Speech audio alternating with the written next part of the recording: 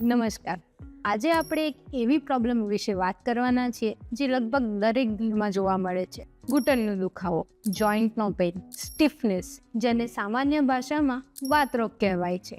ઘણા લોકોને એજનો natural part માની લે છે, પણ રિયાલિટી એ છે કે પાછળ ક્લિયર સાયન્સ છે, એને સમજવું ખૂબ જરૂરી છે.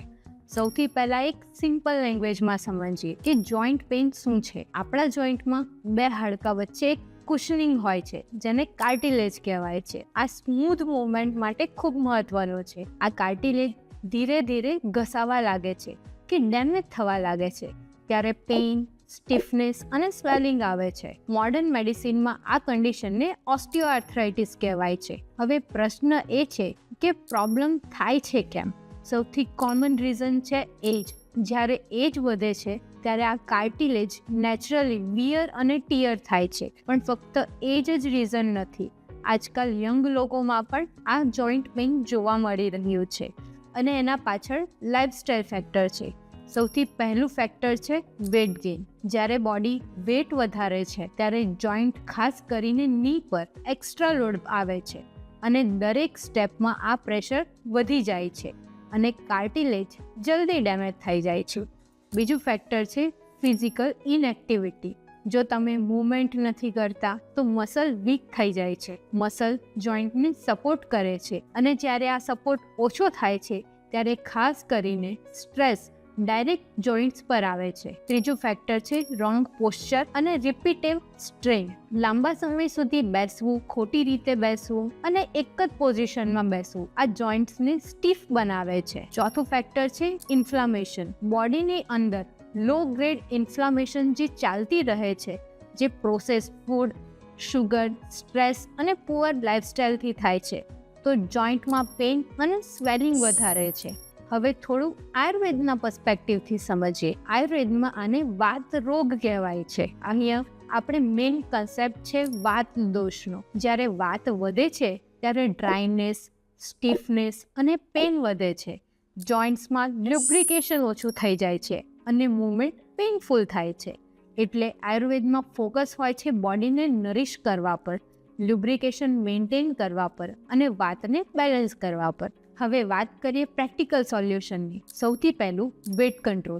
જો તમે ફક્ત 5થી 10% બોડી વેટ પણ ઓછું કરો છો તો જોઈન્ટ પરનો જે લોડ છે એ ઘણો ઓછો થઈ જાય છે, અને સાયન્ટિફિકલી પ્રૂવન પણ છે. બીજું, રેગ્યુલર મૂવમેન્ટ. કમ્પ્લીટલી રેસ્ટ કરવું સોલ્યુશન નથી. જેન્ટલ એક્સરસાઇઝ, વોકિંગ અને જોઈન્ટની મોબિલિટી એક્સરસાઇઝ જોઈન્ટને એક્ટિવ રાખે છે અને સ્ટીફનેસને ઓછું કરે છે. જેમ કે ક્વોડ્રીસેપ્સ સ્ટ્રેન્થનિંગ નીને પણ સપોર્ટ કરે છે. સ્ટ્રેટ લેગ રેઝ સિમ્પલ અને ઇફેક્ટિવ છે. વજ્રાસન અને તાડાસન જેવા યોગ પોસ્ચર અને જોઈન્ટ અલાઇનમેન્ટને ઇમ્પ્રૂવ કરે છે. ત્રીજું, એન્ટી ઇન્ફ્લામેટરી ડાયટ. હલ્દી, અદરક, લસણ, ગ્રીન વેજીટેબલ્સ આ બધા ઇન્ફ્લામેશનને ઓછું કરે છે. પ્રોસેસ ફૂડ, વધારે શુગર અને રિફાઇન ઓઇલ આને અવોઇડ કરવું જરૂરી છે. ચોથું, ઓઇલ મસાજ અને હીટ થેરાપી. આયુર્વેદમાં અભ્યંગ એટલે કે વોર્મ ઓઇલ મસાજ વાતને બેલેન્સ કરે છે અને જોઈન્ટને લ્યુબ્રિકેશન આપે છે. આથી સ્ટીફનેસ અને પેઇન બંને ઓછા થાય છે. પાંચમું છે વિટામિન અને મિનરલ બેલેન્સ. વિટામિન ડી અને કેલ્શિયમની કમી પણ જોઈન્ટને પેઇન અને વધારે ખરાબ કરી શકે છે. એટલે સનલાઇટ એક્સપોઝર અને પ્રોપર ડાયટ એટલું જ જરૂરી છે. હવે એક ઇમ્પોર્ટન્ટ વાત, એક જોઈન્ટ પેઇન સેમ નથી હોતું. જો સ્વેલિંગ વધારે હોય, રેડનેસ હોય કે મોર્નિંગ સ્ટીફનેસ ખૂબ જ સિવિયર હોય તો આ બીજું કોઈ કન્ડિશનનો સાઇન પણ હોઈ શકે છે, જેમ કે રૂમેટોઇડ આર્થરાઇટિસ. એટલે કરેક્ટ ડાયગ્નોસિસ ખૂબ જ જરૂરી છે. માધવબાગ અપ્રોચમાં આપણે ફક્ત પેઇન કિલર આપવા પર ફોકસ નથી કરતા. આપણે વેટ મેટાબોલિઝમ, ઇન્ફ્લામેશન અને લાઇફસ્ટાઇલ બધા પર કામ કરીએ છીએ, કારણ કે જ્યાં સુધી રૂટ કોઝ સોલ્વ નથી થતું ત્યાં પેઇન ફરી આવતો જ રહેશે. તો આ સિમ્પલ વાત સમજો, જોઈન્ટ પેઇન એજની પ્રોબ્લેમ નથી, લાઇફસ્ટાઇલનું રિફ્લેક્શન છે. જો તમે આજથી જ ધ્યાન આપશો તો તમે જોઈન્ટ્સને લોંગ ટર્મ હેલ્ધી રાખી શકો છો.